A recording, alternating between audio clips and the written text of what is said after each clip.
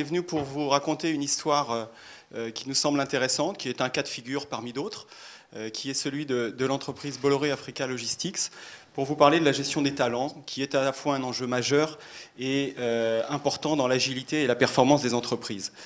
Alors effectivement, Anne-Sophie va nous présenter le rôle stratégique que peut avoir une direction des ressources humaines pour servir le contexte de l'entreprise, où à la fois dans la mutation, la détection et la fidélisation surtout des talents, on va avoir un enjeu majeur pour l'organisation tout entière. Comprendre la transformation du groupe Bolloré, c'est saisir les grandes lignes de l'histoire de ce groupe et son ADN. Tout commence en 1822. Les papeteries de Lodé voient le jour en Bretagne et Jean-René Bolloré, dans les années 1860, dirige cette entreprise familiale. C'est une entreprise qui se transmet de génération en génération et traverse sereinement les décennies. À partir des années 1960-1970, du fait de la concurrence internationale, l'entreprise familiale a besoin d'un nouveau souffle. Et c'est donc Vincent Bolloré qui, âgé de 29 ans, reprend l'entreprise familiale en 1981. Il décide d'arrêter la production de papier et oriente l'activité du site de Lodé sur une production de films plastiques à haute valeur ajoutée qui est notamment utilisée dans les batteries électriques.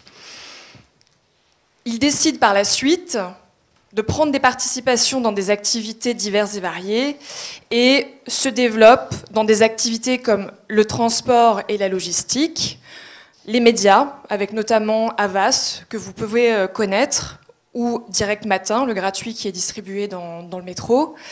Également le stockage d'électricité avec l'emblématique Autolib. Il transforme ainsi une entreprise familiale en un conglomérat international présent dans 154 pays.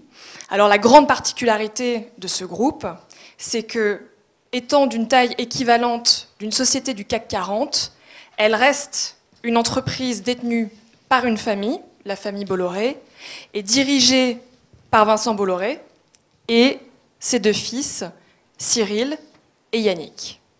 Dans ce contexte, le rôle de la direction des ressources humaines est stratégique. Elle doit décliner dans sa politique RH la vision du dirigeant et actionnaire, tout en tenant compte des spécificités de chaque métier qui compose ce groupe. Quels sont les défis que vous avez à relever concernant justement cette gestion des talents ? Il me semble important de faire un focus sur l'environnement dans lequel la division Bolloré Africa Logistics évolue. Alors, comme son nom l'indique, Bolloré Africa Logistics se développe sur le continent africain, un continent qui est en pleine transformation. On constate une forte croissance continue depuis le début des années 2000, près de 6% par an sur ce continent. L'émergence également d'une classe moyenne, ce qui signifie un pouvoir d'achat plus important, et également une augmentation des attentes des clients finaux. Et bien évidemment, sur un marché en pleine explosion, nous avons une concurrence qui s'intensifie. Alors, je vous dresse donc le portrait et le contexte du continent africain. J'imagine que beaucoup d'entre vous se reconnaîtront pour ceux qui travaillent dans des entreprises qui se développent sur le continent sud-américain ou l'Asie.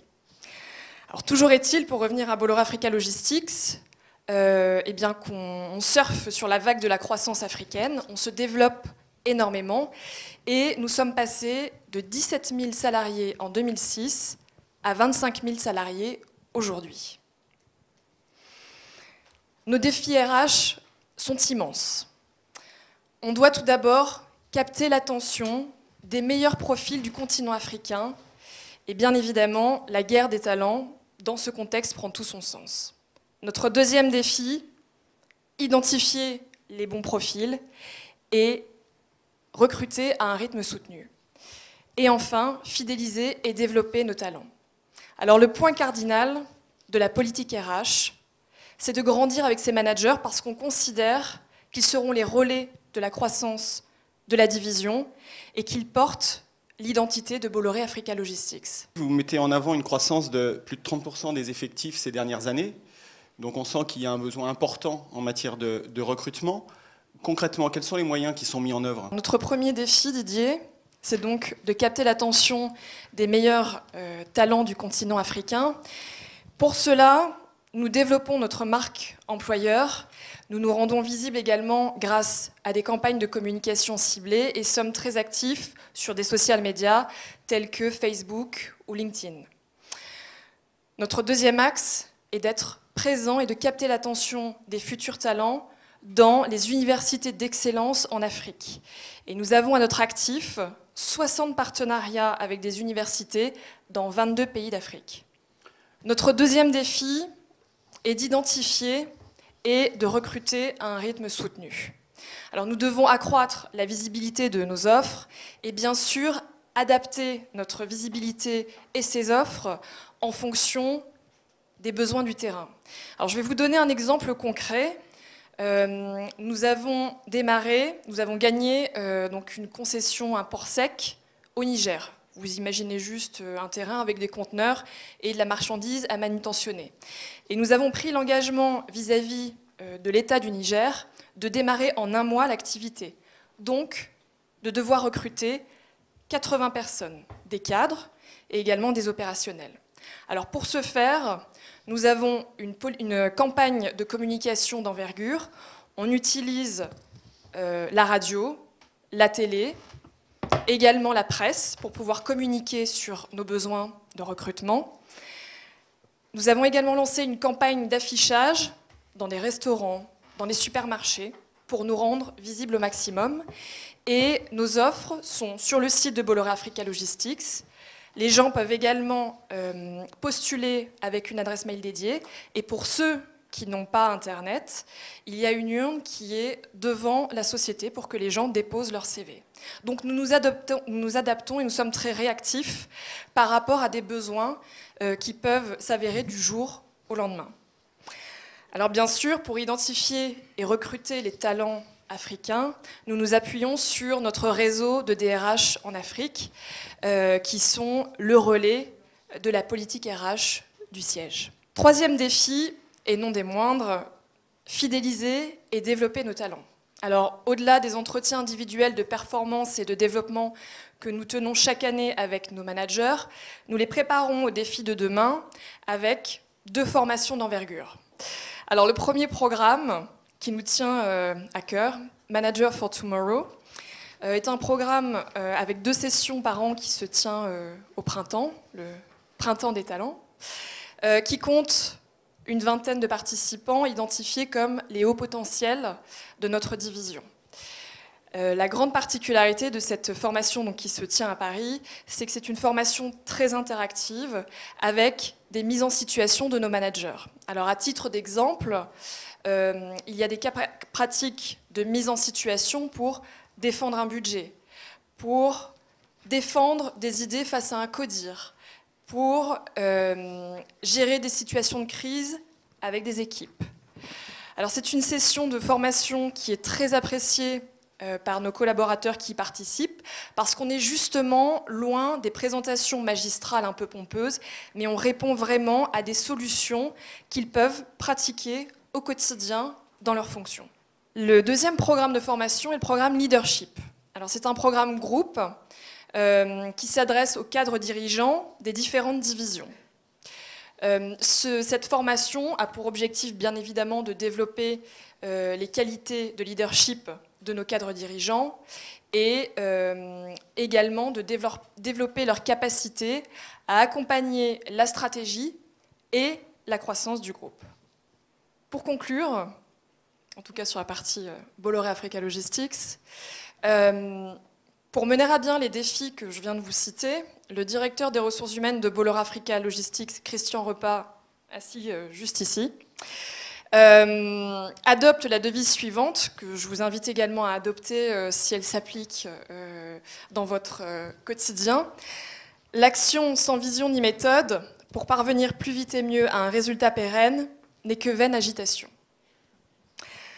Alors Didier, avec la révolution numérique, est-ce que vous pourriez justement nous éclairer sur des solutions permettant d'apporter de la méthode dans la gestion des talents et du capital humain? Alors pour répondre à votre question, effectivement, il existe un certain nombre de solutions numériques qui sont à la fois collaboratives et qui permettent l'organisation des données et des processus pour permettre d'apporter une réponse à la fois individuelle et collective à la gestion des talents.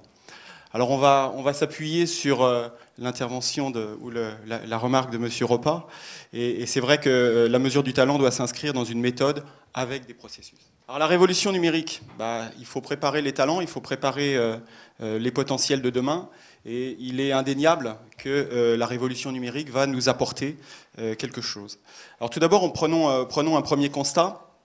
Les entreprises de demain ne seront pas forcément celles qui s'adapteront, mais selon nous, plutôt celles qui vont anticiper les changements et qui vont à la fois tenir compte des problématiques individuelles des collaborateurs, c'est-à-dire leur vie personnelle, bien sûr, mais ce qui est de plus en plus important pour l'individu, et on le voit avec cette génération Y qui nous dit ne perdons plus notre vie à la gagner. Mais ce qui est également surtout important sur une entreprise, c'est son organisation, son agilité, faire évoluer les processus et les organisations. Les hommes doivent savoir s'adapter aux besoins des marchés pour rester compétitifs. Mais quelles sont les conséquences ? On doit avoir une vision complète et à 360 degrés des collaborateurs. Leur histoire dans la société est importante. Ce qu'ils ont vécu comme expérience précédente, ce qu'ils ont actuellement comme situation à gérer, leurs souhaits d'évolution auxquels ils nous font partager à différents moments de la vie de l'entreprise. Et on doit avoir également une information complète, disponible et accessible rapidement. Aujourd'hui, la mobilité, les accès web doivent nous permettre d'avoir de l'information rapidement. Alors pour conclure, je dirais le digital doit être utilisé à bon escient, mais ça reste un outil indispensable au service de la relation humaine. Chez Talentia, effectivement, nous proposons une solution qui permet de couvrir l'ensemble du cycle de vie du salarié, et on part du principe qu'il est important de couvrir ces différents domaines pour avoir une vision globale d'un SIRH. Mais retenez que du recrutement, la gestion des temps, la planification, la paye, la gestion administrative, les organigrammes, le développement des talents jusqu'à la séparation nous permet des analyses objectives avec également les motifs de départ. Concernant le développement des talents, plus particulièrement, qui est au cœur de la gestion du capital humain, quelles sont les solutions que Talentia propose concrètement ? Au-delà de l'approche gestion des prévisionnels emploi et compétences, on va avoir surtout un suivi des emplois stratégiques et des compétences stratégiques pour l'entreprise. Le suivi de la formation, avec son évolution dont nous venons de parler précédemment. Les révisions salariales, le suivi des budgets, la gestion des comp and bens, les plans de succession, la gestion des carrières, les entretiens d'évaluation annuels font partie de ce qui est couvert par l'applicatif logiciel. Au-delà de couverture fonctionnelle, ce qui est important, c'est de retenir qu'on part du principe que l'information concerne à la fois les directions des ressources humaines, qui elles sont évidemment porteurs de la stratégie avec la finalité de la direction générale, le manager qui lui vit au quotidien à côté des collaborateurs et qui est le mieux placé pour identifier et mettre en avant les qualités de progression possibles pour l'individu, mais surtout le collaborateur qui doit, lui, être acteur également de son parcours professionnel. Ce n'est pas uniquement dépendre d'eux, qui est un élément important. Des outils collaboratifs, une connaissance plus fine pour partager au maximum et le plus rapidement possible l'information en temps réel, optimiser nos processus RH, des indicateurs clairs et pertinents qui vont nous permettre de prendre les bonnes décisions. Voilà ce que le numérique va apporter pour accompagner des stratégies et des suivis d'entreprise. L'avenir de la fonction RH, pour nous, n'est ni externalisé ni virtuel, mais centré sur la stratégie et l'être humain.